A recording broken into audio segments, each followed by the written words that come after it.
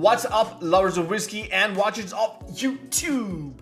I'm the Malt activist, and today I have with me probably one of the most popular bourbons in the world. We're talking about the Eagle Rare. Eagle Rare, 10 years old.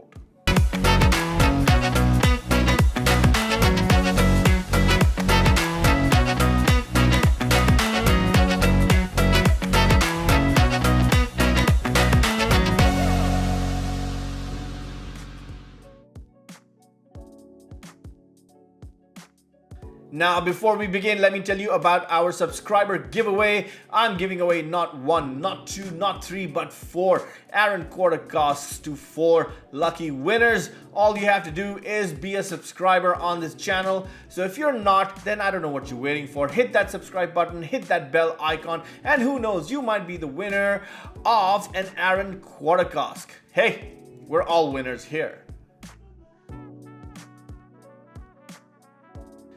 All right, to the whiskey at hand, this Eagle Rare coming into focus. There you go, there you go, there you go. That's what it looks like. So, what do we know about this? We know a few things. We know that this is 45% ABV, okay, which is 90 proof for my American brothers and sisters. We know that it's aged for 10 years. 10 years. That's right, 10 years. That's why it's Kentucky straight bourbon. So the rule is, if whiskey is more than 2 years old, it should be called straight bourbon, okay? And if it's more than 4 years old, then the age must be displayed on the bottle somewhere, and hence, obviously this is more than 4 years old, this is 10 years old, and it is there on the label. I'm just kind of surprised why it's all the way in the back for some reason. You know, in today's day and age of lack of transparency and whatnot, I would have proudly displayed 10 years right in the front of the bottle. But you know, maybe they were going for a minimalistic design, which is kind of cool. I like it. You know, it's called the Bald Eagle. Bald Eagle trying to catch its prey, which is unidentified. Looks like a shrimp. The bald eagle be trying to catch a shrimp? I don't know. I don't know what it's trying to catch. Must be something good. Maybe salmon. That'd be American, wouldn't it? Bald eagle trying to catch a salmon from the lake and then grilling it while drinking Coors Light. No, I don't know. So whatever it is, I love the bottle. I like the design. I think it's very cool. It is also from one of my favorite distilleries in the whole world, Buffalo Trace. And as you can see all the way in the back, I'm a bit of a fan. So when Buffalo Trace come up with their antique collection, or BTAC as I'd like to call it in my most douchebaggery way, I was always there, front of the line, trying to get my hands on the William LaRue Weller and the George T. Stack and the Sazerac Rye and the Thomas H. Handy, and I would get it and I would revel in it, and it would be the best day of my life until things went apeshit, right? And I was like, there's no way I can get my hands on these whiskeys anymore, which is so sad.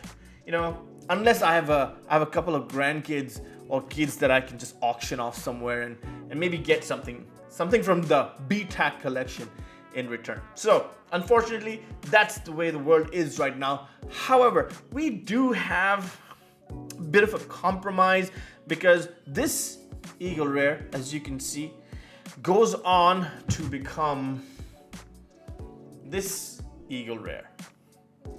Can you see that? Yeah. This goes on to become the 17-year-old part of the BTAC.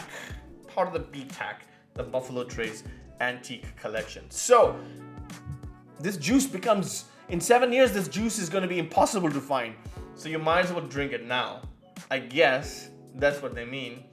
So, what do we know? We know that this, that the brand Eagle Rare was purchased by Sazerac in 1989, at which time it was being produced at the Four Roses Distillery in Kentucky. And then immediately after they bought the name Eagle Rare, I think they've got spirit from elsewhere and they bottled it and white labeled it.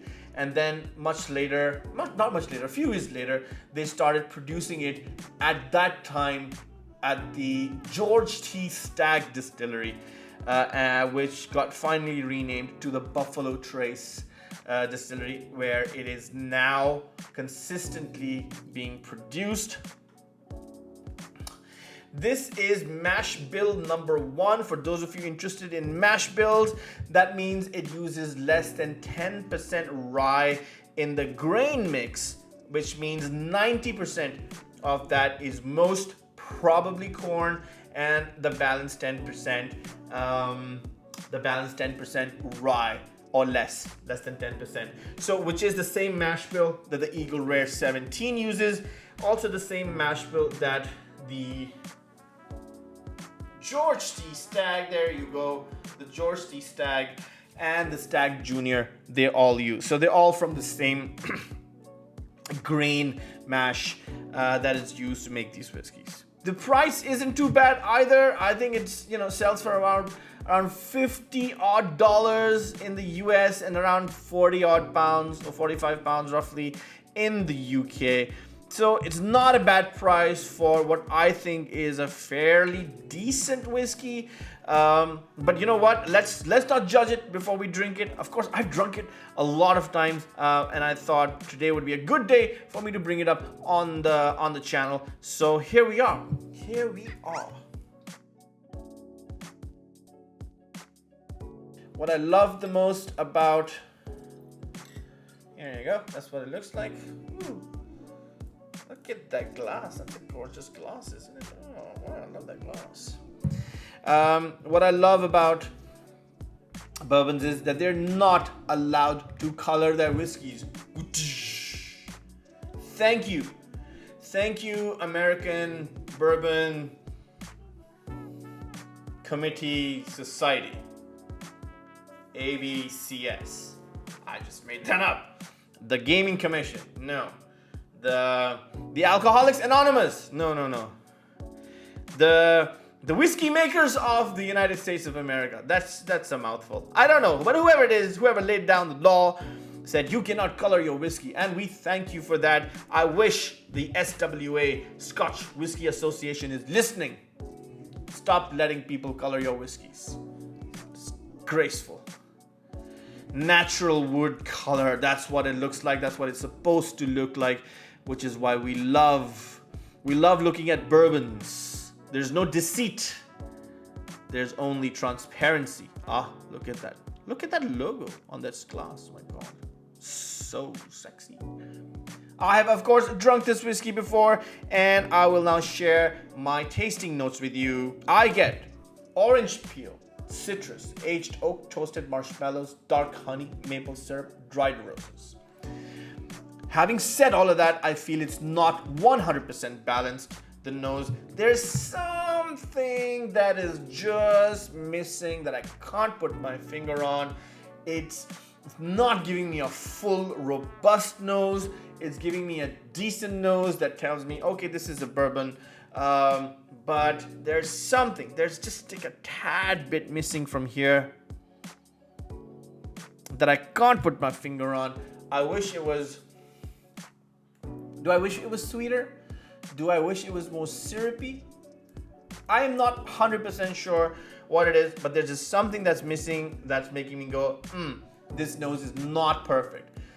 Entirely decent though, nothing really wrong with it in terms of off notes, but there is a little bit lacking, and that's okay. That's okay. It's an affordable whiskey with an age statement, which I guess is a good thing, right? So yes, so the nose, I think is okay. It's not that bad. It's, one of those, hey, yeah, let's have bourbon. It's fine. It's all good. Let's not dwell too much on it. Not really complex. Maybe not complex is the word I'm looking for. I would have liked a little more complexity, but it's not there. So it is what it is. All right. I guess there's nothing left for me to do but dance.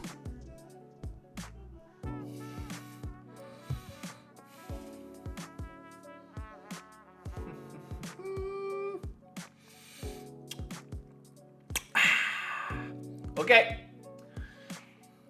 Similar, slightly underwhelming experience on the palate. It's a very thin mouthfeel.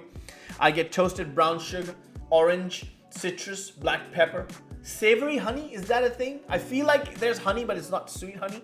There's limestone, there's oak, and there's hints of leather in there. And then a lot of pinging black peppers. You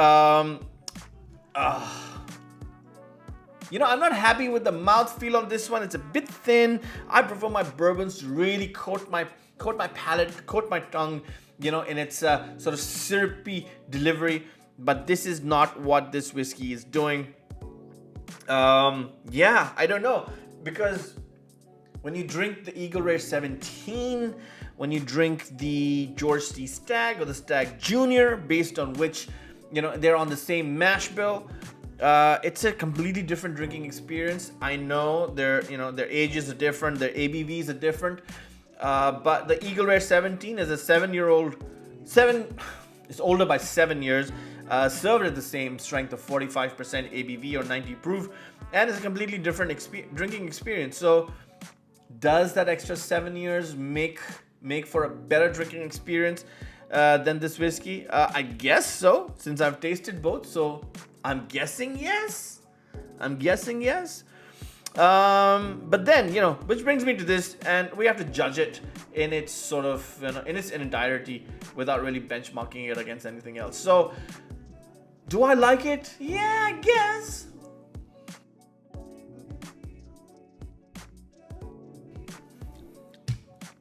It's okay. It's not bad. It's decent. It's like kind of drinkable. I don't mind. I think this would make a great cocktail. You know, a Manhattan or a whiskey sour. I think it would do great in that. I don't even mind this as an old fashioned or with just like a, you know, bit of ice in it. Just stir it around and just kind of drink it casually. So yeah, I think this is what it is. You know, it's a casual drinking bourbon. Nothing too complex. Nothing too overrated. And just, you know, decent. Okay. I mean, one of those, it is what it is. So I'm not disappointed. I kind of knew what I was expecting. For that price range, you really can't get mad. You know, there's an age statement on it. So yeah. What else do you want me to say? I'm gonna give it a C. I'll give it a C, which is just on the average line. Just on the average line, I'm gonna give it a C. It's not bad. It's not blow your mind fantastic either. But you know, it's a decent offering. And again, you know, I'm swayed by the price. It's a very, very affordable drinking whiskey. And again, I'm saying it's 10 years old, so there's an age statement to it. I mean, if you compare it to the Scotch or you know, Scottish single malts or Scottish whiskeys that are out there, you know, anything that's 10 years old, you rarely get for about 30-40 pounds. So definitely a good deal in terms of what you're paying for it, age wise, flavor wise. I think we're kind of okay. I wish it was better, but I know what this distillery can do, and I think this is probably you know, a deliberate effort at making a whiskey like this, which is kind of easy to drink, I guess. You know, more for the cocktail drinkers and the let's drop a couple cubes of ice in this glass drinker. So I guess that's what it is. I think it's kind of drinkable. I'll give it a C. I'll give it a C, and I think everyone should be happy with that. So there you go. This was our Eagle Rare 10 review. We have coming up in our next video, I promise you this, the Ardbeg fermentation. So look out for that video. In the meantime, thank you for joining me for this whiskey review. I'm the Malt Activist. Until next time.